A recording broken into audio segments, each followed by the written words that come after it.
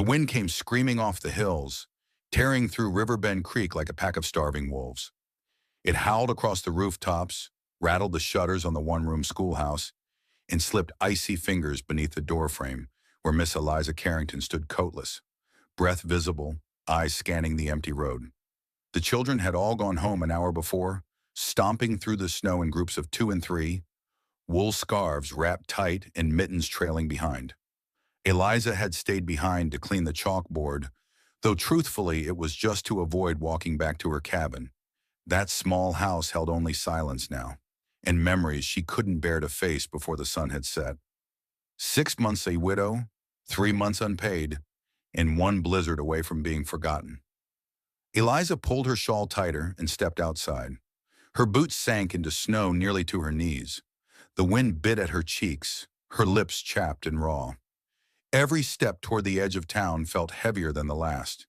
The lantern she carried flickered in protest, casting long, wavering shadows across the snow-covered ground.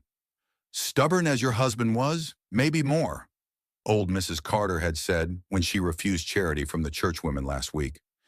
Eliza didn't care. She'd buried her pride when she buried Thomas. All that was left now was the promise she'd made, to keep the school running, to teach the children of Riverbend even if the world froze solid. And tonight, it nearly had. By the time she reached her cabin, her hands were numb, and the key slipped twice before the lock clicked. Inside, the air was no warmer. The fireplace stood cold and dark, the last of her firewood used up the night before. She lit the single lamp by the window and dropped her satchel by the door. Thomas's coat still hung there, untouched, a monument to a man who had gone off into the storm one day to find help and never returned.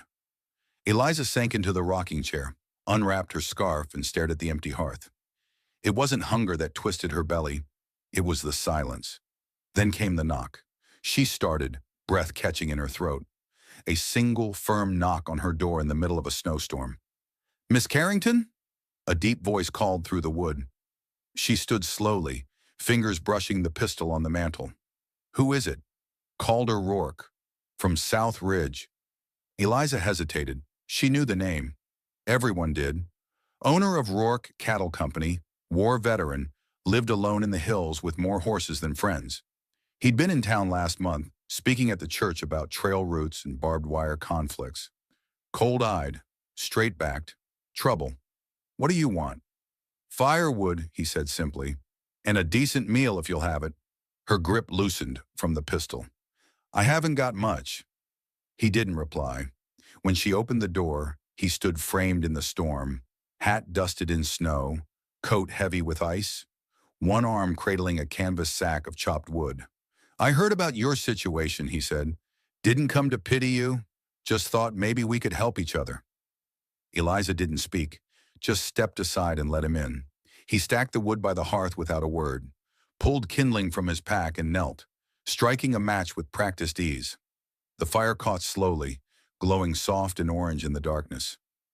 She stood a few feet away, arms crossed, watching. "You've been watching the schoolhouse," she said flatly. "Every morning this week." Wasn't trying to hide it. "Why?" He didn't look at her. "Wanted to see how long you'd last." Eliza stiffened. "I don't need a savior. I didn't say you did." He looked up then, and in the flickering firelight, his expression softened just a little. "But I know what it is to try and hold the world together with frost in your bones." The silence between them lengthened. The fire crackled, warmer now, casting gold across the bare wooden floor. "Why now?" she asked. "Why come tonight?" He sat back on his heels. "Because there's a storm coming that'll swallow this whole valley if someone doesn't intervene. And because, if you'll let me, I'd rather not see a good woman die for the sake of her pride." Her throat tightened. "You don't know me." "Not yet." Later they ate what little she had left, stale bread and weak broth. Calder didn't complain. He didn't offer to replace it either, just sat by the fire, telling her about cattle trails and wolves in the high hills, about losing a brother to war and a wife to fever. She told him nothing, but still, somehow, he seemed to understand. When he stood to leave, he left half the wood by the hearth and a small parcel on the table flour, coffee, and a small wedge of cheese. "I'll be back," he said at the door, "to check on the children, to see if your pride's thawed any." Eliza didn't answer, but when she closed the door behind him, she realized her hands weren't shaking anymore. Outside, the wind screamed like something dying. Inside, the fire burned warm and steady. And for the first time in weeks, Eliza Carrington let herself hope. The storm had not passed. It had worsened. Snow blew in sideways like daggers, piling high against the schoolhouse walls and burying fences in ghostly drifts. In town, doors stayed bolted, windows shuttered, and no one ventured out unless they had no other choice. Eliza Carrington had no other choice. Each morning, she walked to the schoolhouse with her coat buttoned tight and her scarf wrapped high. Each day, fewer children arrived. By Friday, only 3 of them stood shivering in the yard. Mary Goodwin, whose father had broken his leg in the barn. Paulie Talbot, who wore his brother's hand-me-down boots with paper stuffed in the toes.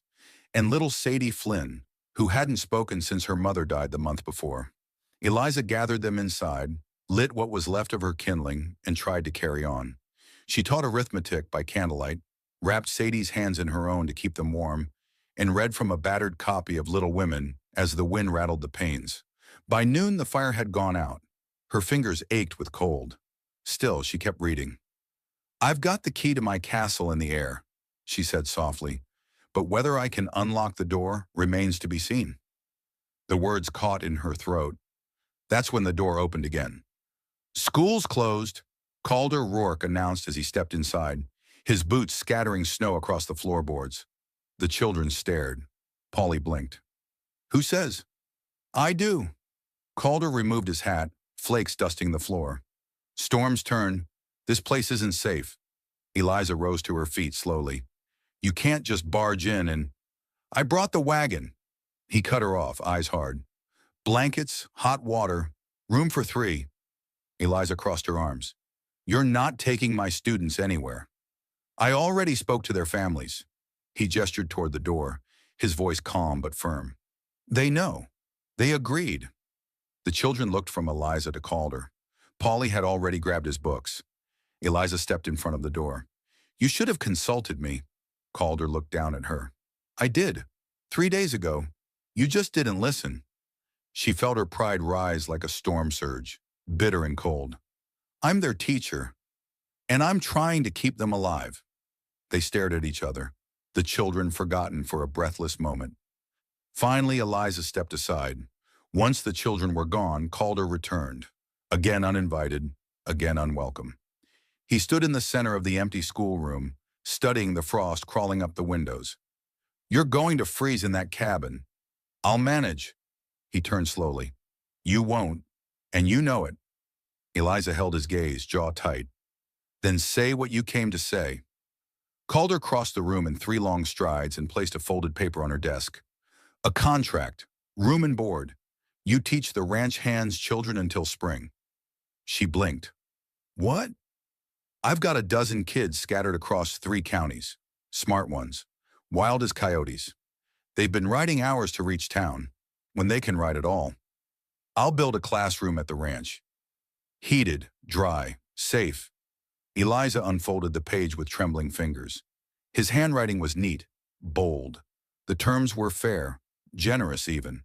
A place to live, a salary, her own quarters. Her throat burned. "Why me?" "Because you didn't quit," he said simply, "when everyone else would have, and because they trust you." She read the paper again. Calder's voice softened. "I'm not offering charity, Eliza. I'm offering a partnership. Something real, something good." She looked up at him then. Really looked. Beneath the gruff exterior, the hard-set jaw, the cold eyes, was a man who had lived too much, lost too much, and still offered her shelter. It terrified her. "I don't want to owe you." "You won't. I keep my independence." "Of course. And if I choose to leave in the spring, then you leave." Eliza set the contract down. "I'll think about it." Calder nodded, putting his hat back on. "I'll be back in the morning." That night, the wind wailed through the eaves like a living thing. Eliza sat by the fire, the contract in her lap, Charles's coat hanging untouched on the hook by the door. She didn't cry. She hadn't since the funeral. But she stared at the flames and whispered one word into the silence. Please, for warmth, for grace, for a chance she hadn't dared to want. The storm raged on, but morning would come. The snow hadn't let up. It came down in thick curtains, erasing the lines between land and sky, between past and future. But for the first time in weeks, Eliza Carrington was warm. She sat on the edge of a narrow bed tucked into the corner of what had once been the ranch's library. Now it was a makeshift classroom with oil lamps on every wall, a slate board hung between two windows, and 10 small desks built from repurposed crates. Calder's classroom had been promised and delivered in 2 days flat. He was a man of few words, but when he gave one, it seemed to hold weight. Eliza rose and crossed to the fire. The warmth of it wrapped around her like a shawl. A kettle hissed gently on a nearby stove, and the scent of fresh coffee filled the room. She allowed herself a moment to breathe. Then came the sound of hooves. Outside, a wagon clattered into the yard, and seconds later, the door burst open with a gust of snow and laughter. "Miss Carrington!" 10 children poured inside, shaking snow from their hats and scarves, boots thudding across the wooden floor. They were younger than she expected, ages ranging from 6 to 12, and rougher too. Most wore patched clothes and carried worn slates tucked under their arms, but their eyes sparkled, and they greeted her with a curiosity that had nothing to do with manners and everything to do with wonder. "You really a teacher?" one boy asked, his cheeks pink from the cold. "I am," Eliza replied, brushing snow from his shoulder. "Ma says you used to teach in town," a girl chimed in, "before the blizzard." "I still do," she answered gently, "just in a different room." The children clustered together, uncertain of where to sit. Eliza gestured toward the desks. "Anywhere you'd like." They filed in noisily, talking, laughing. No fear in them, no sense of the weight she'd carried since Thomas died. It was as if their presence pushed the cold further away. She picked up a piece of chalk. "Let's begin." By midday, the classroom was alive. Eliza moved between the desks, answering questions, guiding hands across slates, praising progress. She learned their names, Rosa, Joseph, May, Samuel, and the rest, and saw something in them she hadn't seen in a long time. Hope. They were smart, eager. Some couldn't spell their own names but could list every part of a saddle or count cattle in 3 languages. When she asked them to draw something they loved, one child sketched the ranch house. Another drew a mare with a crooked hoof. Rosa drew a picture of Eliza, standing by the blackboard, a fire glowing behind her. The likeness made her eyes sting. At noon, Calder entered carrying a tray of bread, stew, and mugs of hot milk. The room went silent as the children stood instinctively. He wasn't just the man who ran the ranch. He was a myth to them. "Eat," he said simply, setting the tray down. "Thank you, Mr. Rourke," Rosa said softly. He nodded once and left as quietly as he'd come. Eliza served the food in silence. The children ate hungrily, and she noticed several of them offering half their bread to others without a word. She didn't eat. Her hunger was of a different kind. That evening, the children were sent home in sleds pulled by sturdy horses. Calder had thought of everything. Eliza remained behind, wiping chalk from her hands when she heard the soft knock at the door. He stepped inside, dusting snow from his coat. "You made an impression," he said. "They made one, too." Calder watched her for a moment. Then, to her surprise, he stepped forward and placed a wrapped bundle on her desk. "A blanket," he said. "Wool, hand-stitched. I have one. Now you have 2. Eliza hesitated, then reached out and touched the fabric. It was thick, lined with cotton, and stitched in neat patterns, roses blooming in red thread against deep blue. "Your wife?" she asked quietly. He nodded. "Catherine. She made them the winter before she passed." Eliza's hand stilled. "You keep her work in the classroom?" "She believed in warmth," he said simply, "even for strangers." A silence settled between them, comfortable this time, measured. "I should go," he said finally. Eliza nodded. "Good night, Mr. Rourke." He paused at the door. "You can call me Calder." She didn't respond, and he didn't press. But after he left, she folded the blanket around her shoulders and stood near the fire, the scent of smoke and snow mixing with something older. Grief, maybe, or something starting to heal. Later, as she marked papers by lamplight, she found Rosa's drawing again. Eliza surrounded by children, smiling in front of a fire. At the corner, the little girl had written, "Our new teacher. She makes the cold go away." Eliza pressed the page to her chest and closed her eyes. Maybe she could be that person. Maybe, just maybe, she already was. The snow finally stopped. In its place came a brittle, aching cold, the kind that sank into bone and never fully left. The valley was quiet beneath its blanket of white, and the skies were pale blue, sharp as glass. Smoke curled from chimneys. Icicles hung like daggers from every roofline.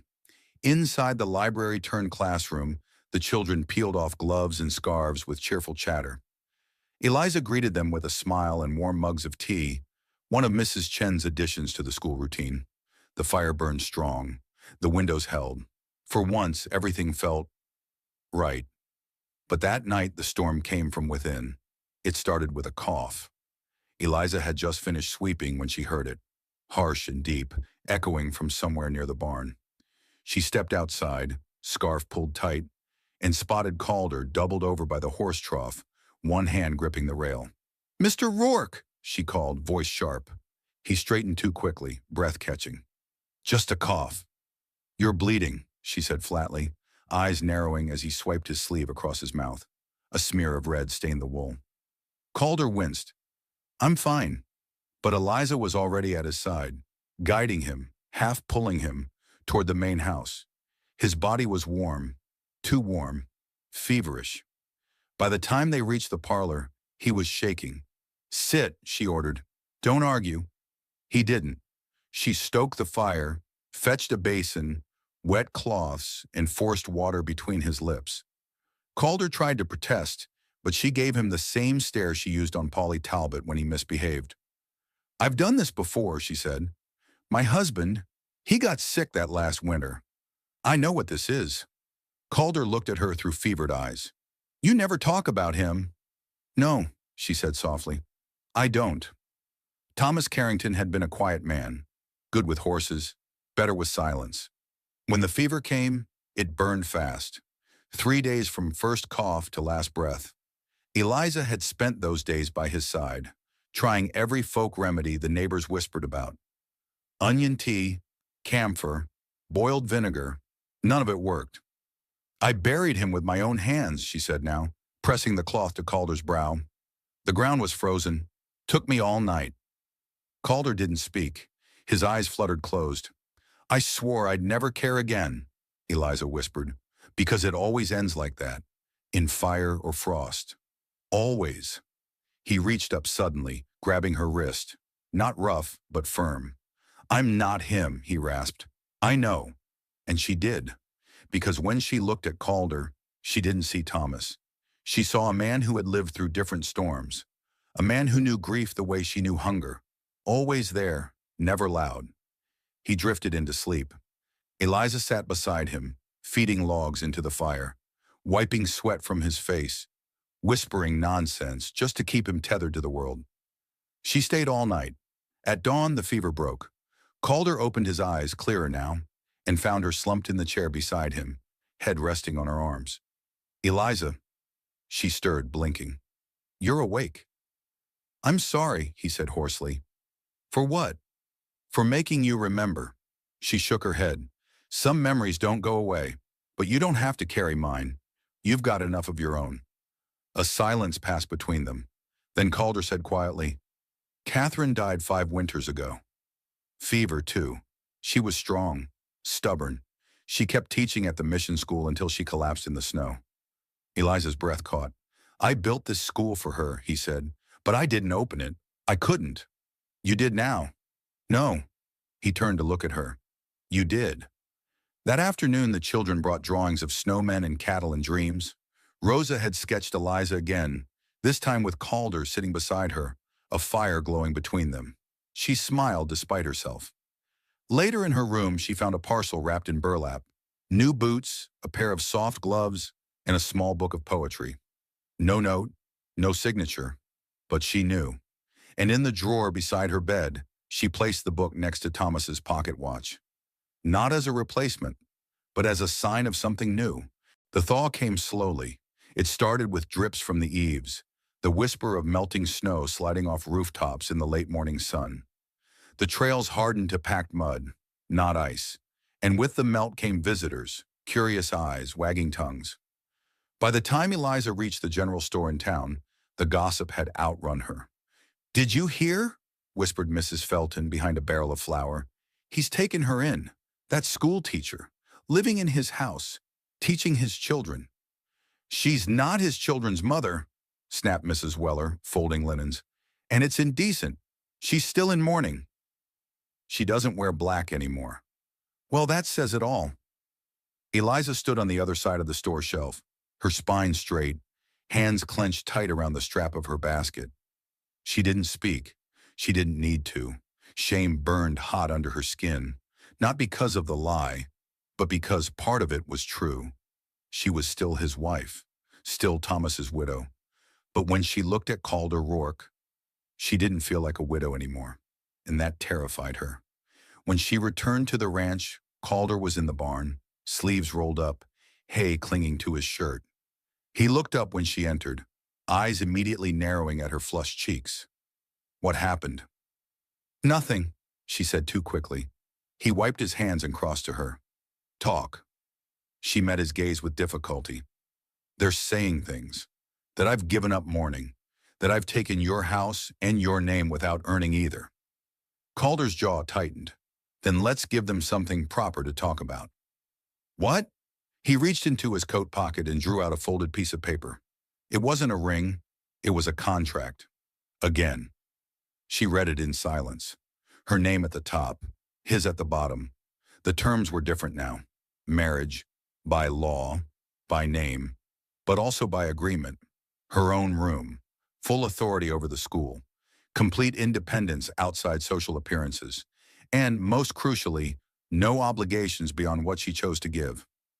"It'll protect you," Calder said, voice low. "Your reputation, the school, the children." "And you?" she asked. He shrugged. "I've lived under scrutiny since Catherine died. I'm not doing this for me." She hesitated. "You've already given me food, shelter, work," she whispered. "Now you want to give me your name?" "I want to give you a shield," he said. "The world bites hard, Eliza. This'll make it think twice." The marriage was quiet. No guests, no rings.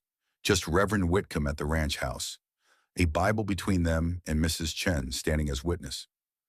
Eliza wore a simple green dress, the only one not sewn for mourning.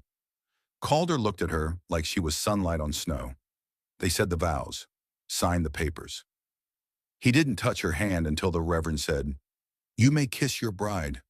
Even then he only brushed her cheek, but Eliza's heart ached with the weight of it.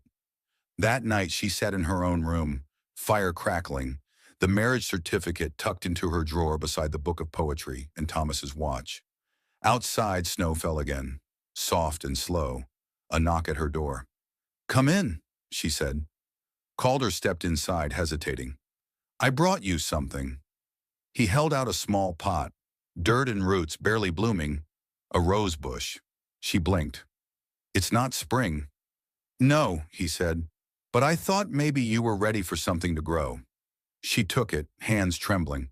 "I don't love you," she said suddenly. "I know. I don't know if I can.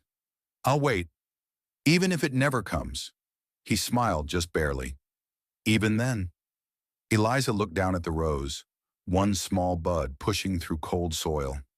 And for the first time since Thomas's death, she wanted something more. The first crocus pushed through the snow on a Wednesday. Eliza spotted it outside the classroom window, bright purple against the white, trembling but unbroken. She smiled and touched her belly absent-mindedly. The child wasn't due yet, not for another month, but life had a way of arriving early in the valley. The children had noticed her changes long before she'd said a word. Rosa had asked first, of course, eyes wide, voice soft. "Is there a baby in there, Miss Eliza?" And Samuel had followed it with, "Does that mean Mr. Rourke is your real husband now?" Eliza had laughed then, nervous and a little sad. "He always was," she said. "I just didn't know it yet." The day of the bloom, Calder returned from town with 2 crates, one filled with school supplies, the other with spring seedlings. "They're your, Aunt," he said, setting them on the porch. If you want them, I do. He didn't say more, just nodded and turned to feed the horses. But she followed him. Calder. He turned. The sunlight caught in his hair, lighter now than it had been in winter. Softer. She took a breath. I've been sleeping with your name for nearly 2 months now. I think it's time I stop pretending it doesn't matter. His brow furrowed. What are you saying? I'm saying, I love you. Her voice cracked. I didn't think I could. Not after Thomas, but you. Her voice broke entirely. He crossed the space between them, cupped her face in his hands like something sacred. Say it again. I love you, Calder Rourke. His lips found hers, gentle, unsure, and the kiss was nothing like their arrangement. It was everything their silence had been building toward. Months of shared pain, quiet glances, unspoken care. It was a thaw, a bloom. When they broke apart, Eliza leaned her forehead to his chest and laughed softly. And here I thought I was the one teaching the lessons? He chuckled. Guess we're both learning. That night, Calder moved the rose bush into her room. No, their room. It had 3 buds now. One opened under the lamplight, delicate petals curling open to reveal a vibrant red bloom. Catherine grew winter roses, Calder said softly. I thought they were impossible to keep alive. Eliza smiled. Maybe they just needed the right hands. The child came on a warm morning in late April. Rosa ran to fetch the doctor while Mrs. Chen prepared water and blankets. Calder never left Eliza's side. He held her hand through every cry, every breath, every heartbeat. And when their son arrived, red-faced, wailing, full of life, Eliza wept. They named him Thomas James Rourke. Thomas for memory, James for strength, Rourke for home. The first bell of the spring semester rang out over Riverbend a week later. Children flooded back to the schoolhouse, their laughter echoing down the valley. Eliza sat on the porch, baby in her arms, Calder's arm around her shoulders. A new school term, a new life, a new season. She pressed a kiss to their son's forehead and whispered, You were born from winter, but you are made of spring. Calder turned to her, voice low and full. I told you I'd wait. She smiled, and I told you it was worth it. And so, across these unforgiving lands, another tale drifts away with the wind. If this quiet courage, this stubborn heart touched you in any way, leave a like, share your thoughts in the comments, and pass this story on to someone who needs it. Don't forget to subscribe, because out here there are still so many truths left to tell, each one carved from pain, hope, and dust. This is Wild West Stories. Thank you for watching.